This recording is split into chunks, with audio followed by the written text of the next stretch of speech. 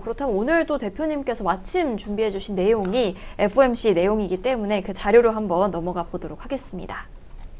오늘 일단은 전망에 대해서도 다뤄주실 예정이신 것 같아요. 지금 9월에는 일단 동결보다는 이제는 인하 쪽으로 모두가 확신하고 있는 상황이죠. 그렇죠. 네, 이제는 확신에 인하인 것 네. 같다라는 생각이 드는데 이게 하루 이틀 전 거기는 해요. 그래서 지금 이걸 보더라도 우선은 한 차례 인하를 하는 게 한 92% 정도 그리고 두 차례 인하가 8% 언저리인데 인하를 하지 않는다라는 선택지는 없어요 지금. 그렇네요. 네. 이게 지금 페드와치 많이 보셨던 데이터고 그리고 하나 더 제가 가지고 온 거는 그 폴리마켓이라고 최근에 여러 가지 것들에 대해서 이제 약간 도박 사이트 같은 거죠. 베팅하는 사이트인데 폴리마켓 같은 경우도 지금 보면은 요거도 하루 전에 제가 만든 자료인데 금리 인하를 하지 않는다는 지금 2%밖에 안 되고요.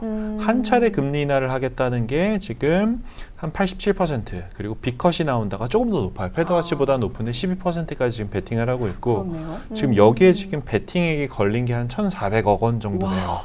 네, 1,400억 정도 제가 마지막 봤던 게 지금 걸려 있기 때문에 네. 앞에 페드와치도 사실 그 페드 선물 곡선을 보고 예상치이긴 하지만 실제 폴리마켓은 지금 돈을 걸고 하는 그쵸.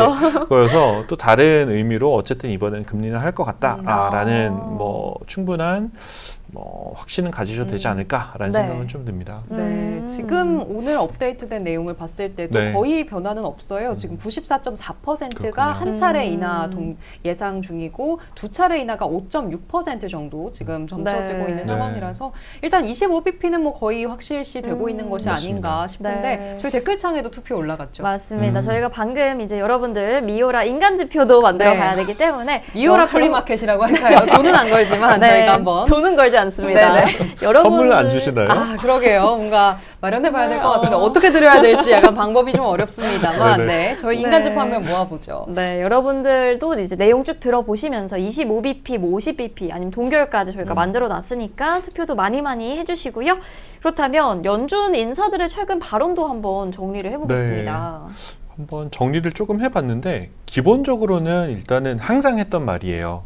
금리 인하에 대해서 데이터 기반에 접근을 하겠다라는 거를 지금 여전히 반복을 하고 있지만 네. 어쨌든 지금 뭐 존 윌리엄스 연준 총재 그리고 제롬 파월 의장, 크리스토퍼 윌러 이사들이 얘기를 하는 게 다 조금씩 나오는 게 어쨌든 현재 나오는 데이터들이 금리 인하를 하는데 좀 가까워지고 있다라는 그런 발언들을 좀 하고 있어요. 그래서 네. 뭐 제롬 파월 의장 같은 경우는 사실 상당히 뭐라 그럴까 좀 더 매파적인 의견에 가까웠는데 이제는 조금 더 부드러워지는 그런 의견들이 좀 나오는 것 같고 크리스토퍼 윌러 이사 같은 경우는 아예 경제 데이터 자체가 금리 인하를 지지할 수 있을 정도로 지금 나왔다라고 지금 얘기할 정도로 얘기하고 있기 때문에 네. 9월 금리 인하는 거의 뭐 기정사실이라고 봐도 되지 않느냐라는 생각은 사실 좀 듭니다. 네. 연준 인사들이 늘 이야기하는 이 데이터 디펜던트. 네. 근데 최근에 고용 데이터라든지 인플레이션 데이터들을 쭉 봤을 때 일단 고용 시장이 정말 이제는 인하를 지지할 만큼 냉각됐다라고 맞아요. 보시는지 좀 궁금한데요. 사실 이게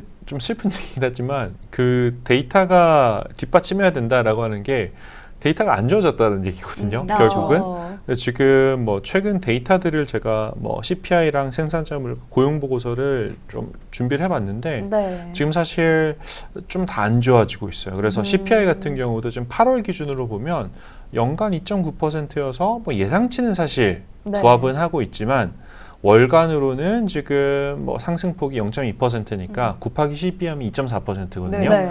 그래서 이제 인플레이션이 좀 둔화하는 추세는 확인이 되고 있고 PPI 생산자 물가 지수 같은 경우는 오히려 월간으로 보면 좀 빠졌어요. 뭐 코어 PPI는 올라오고 있긴 하지만 그래도 에너지 가격 하락이 어쨌든 주요하게 물가 인상 압력을 낮추고 있다. 네. 사실 제일 중요한 건 지금 고용 보고서인데 비농업 고용이 2.2만 명 증가밖에 안 했어요. 네. 예상이 네. 7.5만이고 이게 클 때는 막 뭐 코로나 직후뿐만 아니라 직후를 제외하고 최근에 데이터 제 기억나면 20만 명, 30만 명 찍었던 게 지금 이제 2만 명대로 줄어들었다라는 것 자체가 엄청나게 타이트해지고 있다라고 이제 보고 있어서 경제에 전반적으로 지금 안 좋은 시그널들이 나오고 있다. 그렇기 때문에 금리를 지금 수준으로 유지해서는 안 된다라는 논리가 지금 연준에서도 작동하고 있는 것 네, 같습니다. 네. 네.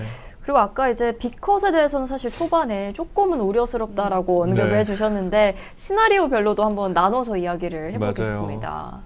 빅컷이 된다면은 어떤 일들이 좀 발생을 할까요? 예를 들어서 이것도 사실 타이밍의 문제인데 한 두세 달 전에 빅컷이 했으면 시장에서 환호를 했을 것 같아요. 아, 이제는 정말 페드가 공격적으로 선제적으로 금리 인하하는구나 라고 하면서 시장에서 환호를 했겠지만 지금은 사실 저는 한 차례만 인하했으면 좋겠다라는 생각이 드는 게 우선은 뭐 기대하는 확률이 한 90에서 95% 정도 되는 것 같아요. 그래서 왜 긍정적이냐라고 하면 네. 시장이 제일 싫어하는 것 중에 하나가 불확실성이거든요. 네. 그러니까 예상과 다른 게 나오면 일단 싫어요, 시장은. 그렇기 때문에 예상치대로 나오는 게 제일 좋다. 그리고 또 금리 인하가 시작되고 그 25bp부터 인하를 시작했을 때 한 6개월에서 12개월 정도 보면 평균 10% 정도 시장이 상승을 했어요. 과거 데이터를 봤을 때. 그래서 역시도 좋은 시나리오가 될 수가 있고요.